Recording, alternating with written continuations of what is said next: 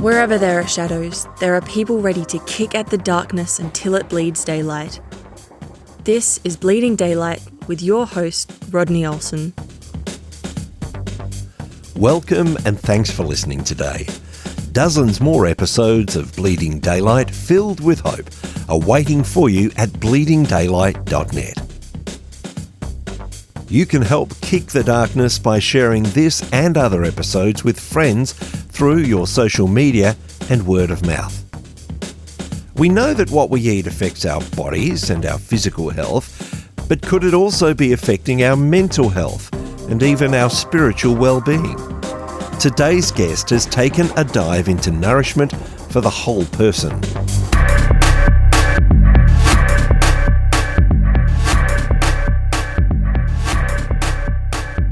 Today I'm in conversation with Andy Felton.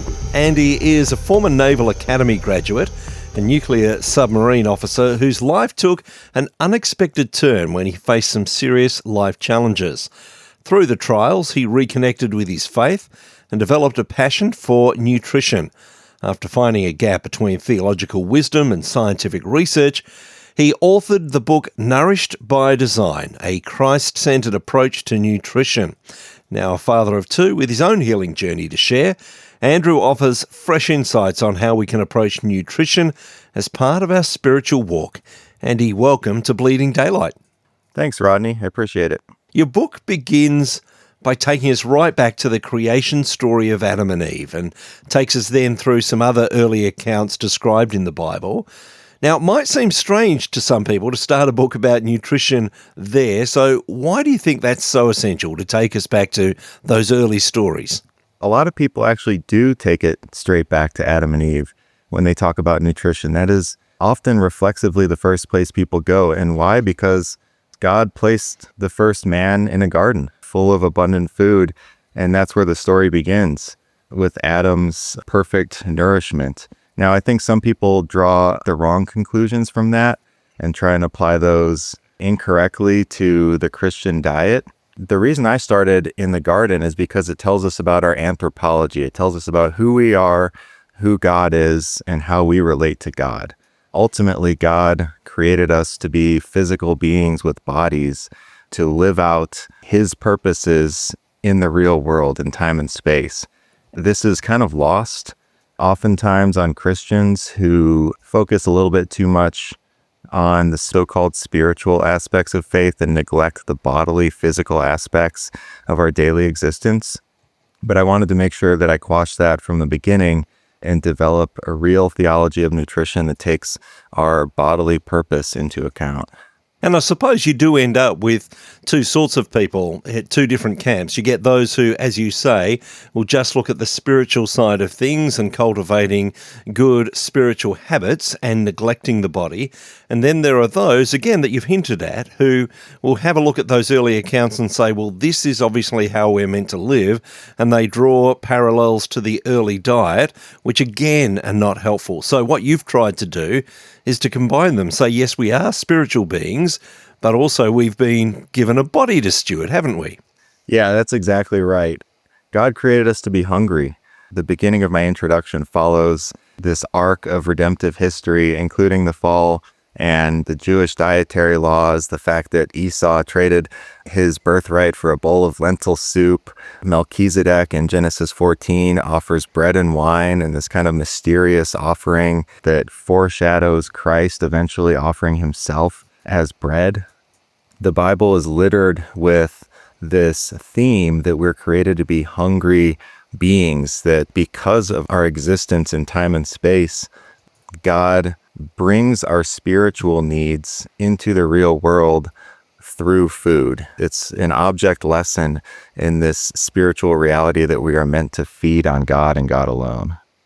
I imagine that there are people listening at the moment who heard that this episode is to do with nutrition and godly nutrition at that. And so all they want is, okay, give us what we're meant to eat, give us what we're not meant to eat, and go there. And I suppose that's part of the problem. Unless we connect well with God, all those lessons aren't really worth going into, are they?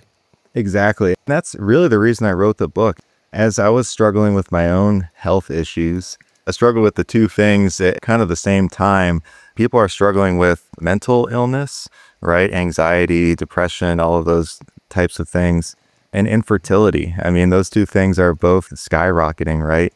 And not as severe as some, but I struggle with both of those things at about the same time. And so I was devouring secular health advice. I was reading self-help books, nutrition books. How can I potentially work with God to promote my own well-being? But then I was also trying to turn to godly options, Christian health and nutrition options, but I was finding those to be lacking. And it's precisely for the reason that you described. They were oftentimes too practical. They oftentimes drew too simplistic of conclusions. They drew the wrong conclusions. They would take either Jesus's diet as a Mediterranean Jew and say that, oh, well, the Mediterranean diet is the best diet, and therefore we should just eat fish and, olive oil and cheese and stuff. And that's all great. The Mediterranean diet is a good diet, but it's not necessarily the conclusion to draw from the Bible. We shouldn't also look at the garden diet of fruits and vegetables and say that that is the perfect human diet. There's a lot of nuance to this, and you have to develop a careful, thoughtful theological framework to really understand these issues and put them into context.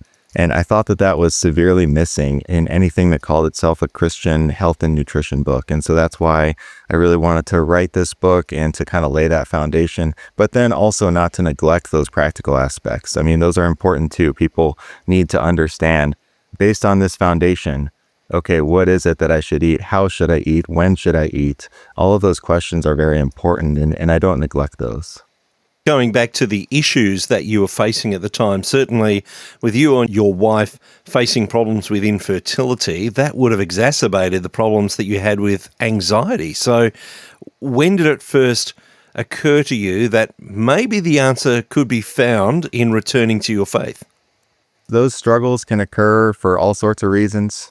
Looking back, it's very clear that I had kind of a lukewarm faith at the time, and God was disciplining me in some way to say, hey, you need to figure out your life here and figure out the source of your nourishment first before you're going to be able to live somewhat independently, before you get that life back. And so that's the kind of the message that I took. I wanted to make sure that I was not going the typical Western medicine route that sees everything as either luck or genetics and treats it with pharmaceutical drugs and sorts of things that don't really work for people. And I wanted to make sure that I was doing it the way that I was supposed to be doing it, the way that God intended us to be living. You've already mentioned that you found it difficult to find books that did walk that balance, that spoke to your faith, but also that spoke to nutrition. So when you decided to write your book, where did you go to study these things? Where was the information to draw out on these topics? Yeah, that's a great question. And it's partly because I'm not research trained. I don't have a PhD in any of these topics. And I'm also a layperson when it comes to theology. There are a lot of good resources out there in the secular world. There's no reason to throw out all of secular health and wellness. It's important to understand what the science is saying and where the science is going. And there's been a lot of great research in the last couple decades specifically that have really profound implications on the way that we view nutrition. It's also important to make sure that you're viewing that through the right lens. I was really able to pair a lot of these secular resources. I would go to the science, go to the peer-reviewed, published papers, but then I also wanted to pair that with anything out there that spoke to theology of food, the theology of the body, theologies of health. Theology of the body, for example, was foundational resource. Pope John Paul II, although I'm not a Roman Catholic, it does have one of the more authoritative and comprehensive resources when it comes to a theology of the body. There are several good theologies of food out there. There are a few theologies of health that I was able to dig through. Karl Barth has one of them. Because nutrition really is essentially the intermingling of the body, food, and health, I wanted to make sure that Jesus, who is the redeemed body, he's the bread of life, our perfect food, and the divine physician, right? All of these terms are used to describe Jesus in the Bible.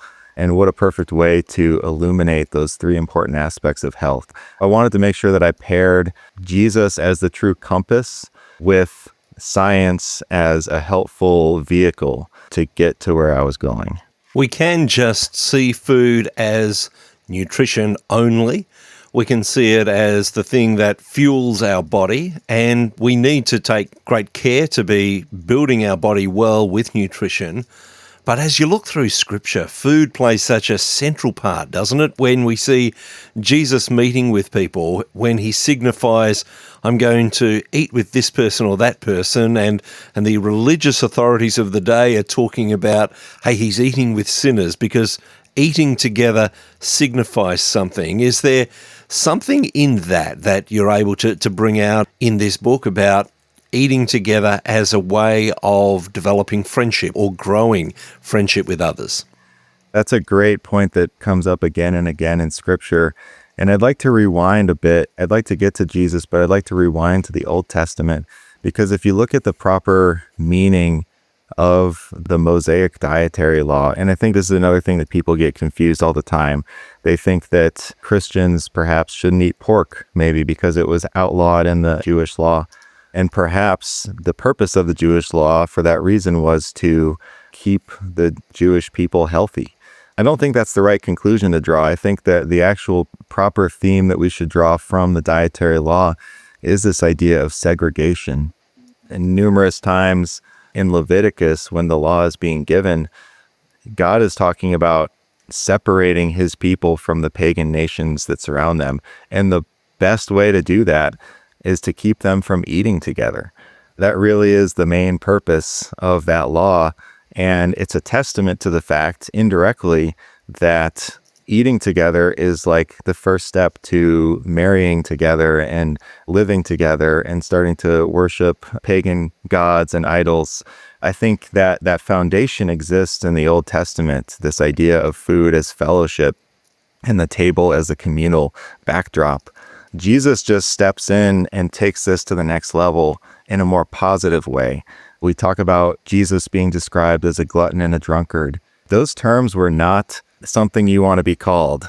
The Old Testament described gluttons and drunkards being stoned to death as being like the most abominable people. That's a detail that we miss today, I think, but it's a really important detail when we look at the gospel accounts of Jesus.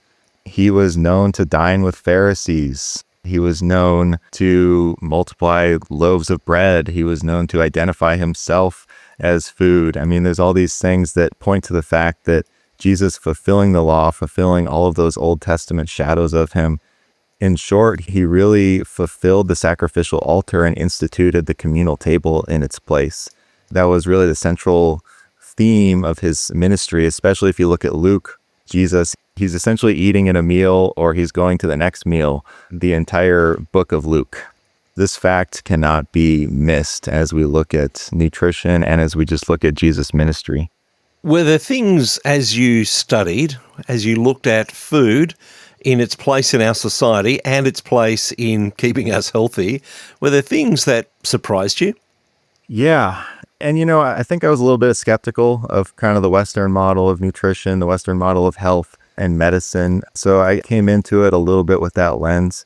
But I think I became more and more skeptical as time went on. I think, right now, at least in America, we have this MAHA moment, the Make America Healthy Again push. I think this is something that a lot of societies are kind of bringing to the forefront.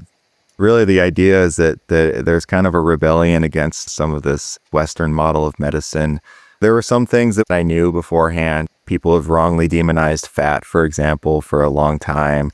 I think that's now having its moment, sometimes to an opposite extreme. But some other things, though, when it dealt with like supplements, for example, that I actually learned during my research, for example, things like iron, things that people talk about as fortifying the body. There's this term that's used to talk about things like iron, a lot of other vitamins and minerals. They are good. They're a part of God's plan. They're a part of our physiology. But we should really look at how we were intended to receive those things, whether it was supposed to come through food.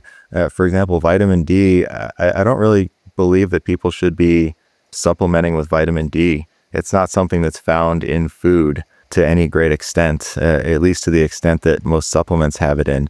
It's supposed to be synthesized through sunlight, for example. Those are a few of the things that I had to actually change about my own habits. You hear contradictory things about both iron and vitamin D, for example, in the popular literature. But then if you take the theological framework, if you look at Jesus as the logos of creation, what is it that God intended us to do? How did he intend us to receive these things? You can start to really understand the science a little bit better and understand which side you're supposed to fall on to be living in accordance with God's plan. As well as having food to fuel our bodies, to bring us health, there are also ethical considerations to the sorts of food we eat, aren't there? Yeah, that's a great question. There are so many theological and ethical dimensions to nourishing ourselves.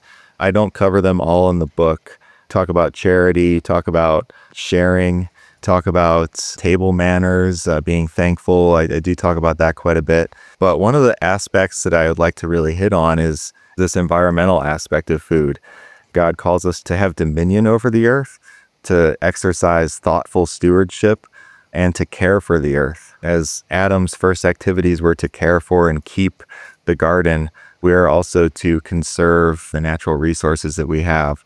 So these are theological concepts. These aren't left or right issues or anything like that. So in the book, I developed this framework for thinking about environmental stewardship and how that is compatible with our food, because there's this idea, for example, that raising meat for consumption and just animal products in general end up having this disastrous environmental impact.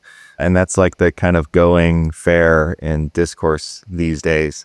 That is so wrong. And there is some truth to it in the way that we practice conventional animal raising. However, if you look at true animal husbandry, if you look at using God's natural cycles, if we embrace the carbon cycle in which animals do emit carbon, but then they put it back in the ground when their feces is intermingling with the microbiome of the earth, right? And all of these things, not only are they overblown, but it's really the opposite that's true, that proper animal husbandry, using the proper native grasses, cooperating with God's cyclical environmental cycles, this is the true way to put carbon back into the land, back into the soil, which is the largest carbon sink that we have, and to also reap the benefit of having healthy, nutritious food, right? This is a theme that goes throughout the book. You can't look at just food production independent of nutrition, and you can't look at nutrition independent of food production. They have to be both thoughtfully exercised and combined in a single comprehensive framework. And that's why it's important to look at these issues through the lens of Jesus's guiding logos. I'm sure that even as you researched the book, before you had a chance to finish it, you started to live out some of the things that you had discovered. How soon did you start to see a turnaround in your own health and with your wife's health? Oh, yeah, that's a good question, because I did not exactly have a pristine diet for most of my life. Although I got by, pretty well. You wouldn't have known it. I was a good athlete and appeared to be in good health, but it really is around the edges that these things occur. You can have metabolic dysfunction and look perfectly fine. There's actually, in the literature now, there's this diagnosis called thin on the outside, fat on the inside. This has been used like thousands of times now in peer-reviewed medical science, so it's not just a silly term. I did have to clean up around the edges, integrating real food, and I didn't even understand a lot of times the areas where I was eating things that I thought were healthy, peanut butter and all of these things that you buy at the store, and then you look at the ingredients once you have an educated idea of what's going on, and you see all the fillers, all the fake oils and highly processed ingredients and sugars and all that stuff that they put in there. It's just a disaster. My wife remembers that I was reading some books and then I just went through the pantry and just started throwing things away, and I had to really overhaul some things, and so did my wife. We kind of embraced this idea of getting rid of anything that wasn't real food. I do think that there was a pretty big turnaround. A lot of the stuff is really under the hood. You don't always notice things on the surface level, especially if you're not significantly overweight and stuff like that. But you start to look at your blood work and you start to see that your triglycerides go down, your HDL goes up, both of those very good things for your metabolic health, and a variety of other markers that are in the book. There were noticeable effects. I think it really has to be one of those things that you just jump into. You just have to embrace the idea that a lot of the times we're not eating real food and just clean it up. We know that we are whole beings, so this is something that is not just going to affect the way that we look or the way that we feel physically, but it's going to affect our mental health too, isn't it? Absolutely. There's actually a new theory of mental illness in general. A good doctor over at Harvard, Dr. Chris Palmer, talks about his theory, which is called the brain energy theory of mental illness. He does a nice job in his book of laying out how metabolic dysfunction in the brain really is the root cause of all mental disease, whether it's schizophrenia or just minor depression or anxiety and stuff like that. This is also a theme, right? By establishing the kind of connection, the wholeness of our bodies with our souls and our spirits, I do try and really emphasize throughout the book that there is this holistic connection that has to play out. God wants all of us. He wants our bodies to live out his truth, and he wants also our bodies to house a healthy brain, which has so many impacts too in our spiritual life. You cannot look at these things separately. You can't say, oh, I have this kind of separate sphere up here in my head, and that's totally different from my daily physical habits and the way that my health of my body is being played out. It is important to consider us as unified whole beings and to treat everything that we do in that light. We also know that the scripture talks about a number of things that we've almost given away as spiritual disciplines, and yet we see Jesus teaching in the scripture when he says, when you give, this is how to do it, and when you pray, this is how you do it, but he also says when you fast. So there's almost this expectation that we will carry on the Old Testament practice of fasting. Does that come into our nutrition as well, of times of fasting?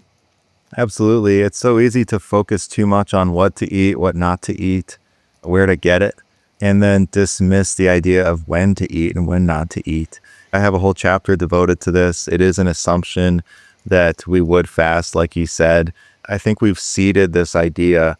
Although the historical church had a rich fasting calendar, for different reasons, both Roman Catholics and Protestants have kind of dismissed this idea in different ways.